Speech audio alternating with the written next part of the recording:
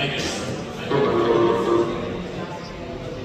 I think it's really short, but I'll talk a little bit about Project Lemonade and what we've been up to for the last few months. It's actually kind of bored. We have a new trailer coming in some time, so we're really excited with the kind of progress we've made for the next one.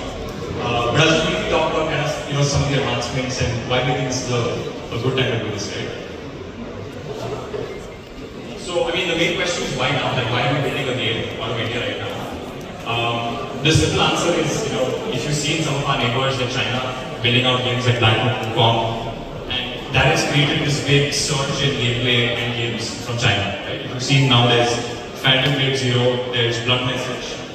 A lot of you have heard of Black Myth Wukong. I think this is a fantastic time to build games in India and high-end games for PCs and consoles, and I think we're well positioned for this. And just for context, Black Myth Wukong had 4 million in pre-orders when they had launched a long time ago.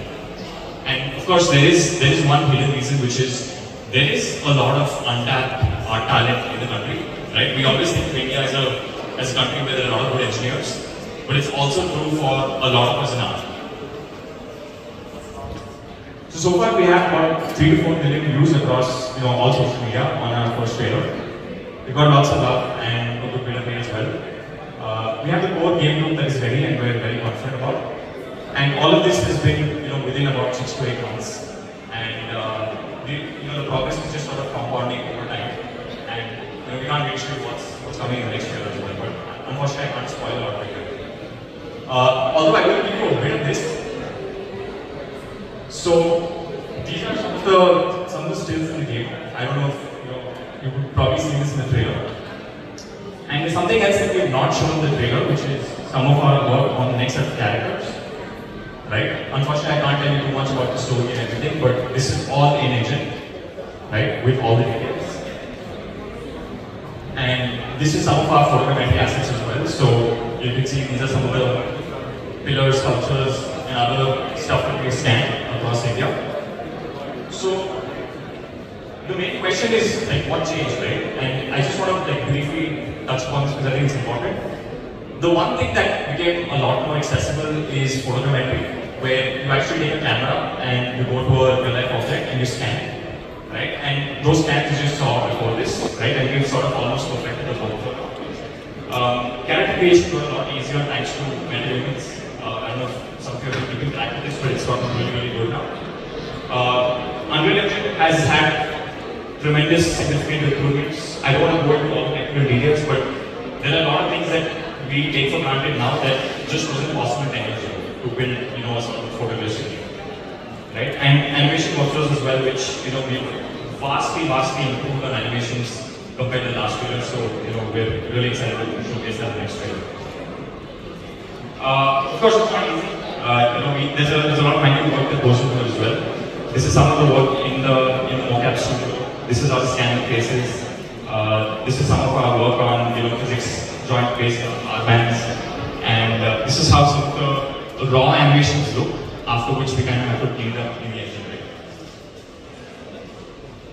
So the roadmap is very simple. We want to do a closed alpha early next year or ideally late this year, and we want to launch, like the trailer said, late 2026 or worst case early 2027.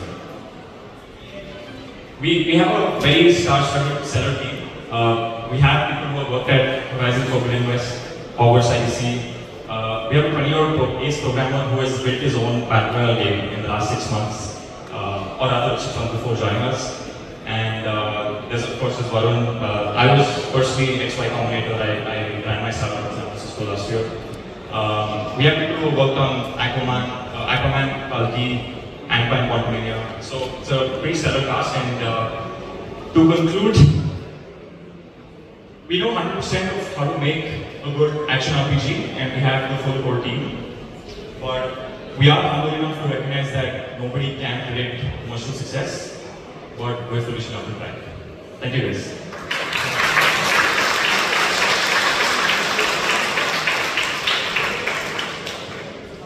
Maybe we'll do a short Q&A if anyone has anything to ask, because this is very offbeat in terms of the kind of pitches that have happened here. So if anyone has any thoughts, happy to answer. Yeah.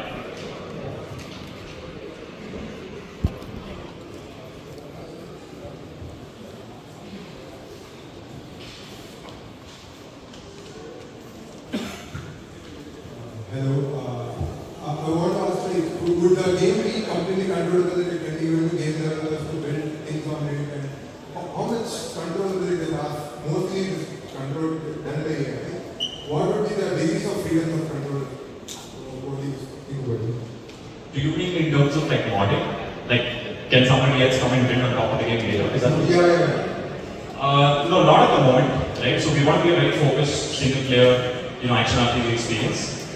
We've not really given thoughts into things like modding. Maybe that comes along later. But is it technically possible if the model controllable? It is technically possible, but we don't want to venture into that, right? Because that's the whole, sort of model. But the state of art models are controllable enough that you can use some drive things, right? It should be possible. There's, I think, one more there.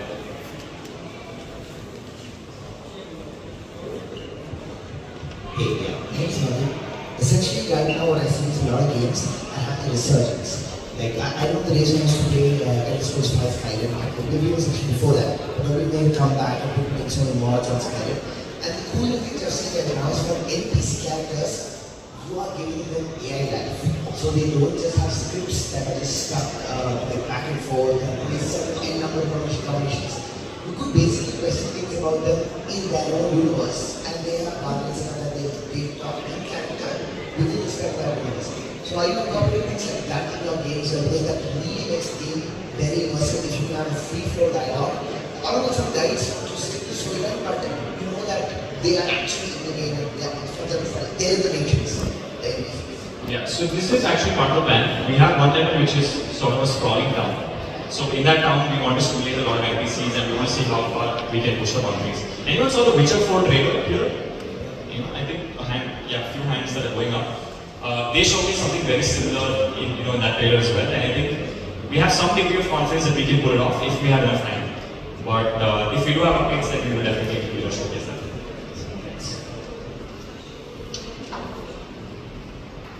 Anything else? Alright, thank you so much, guys.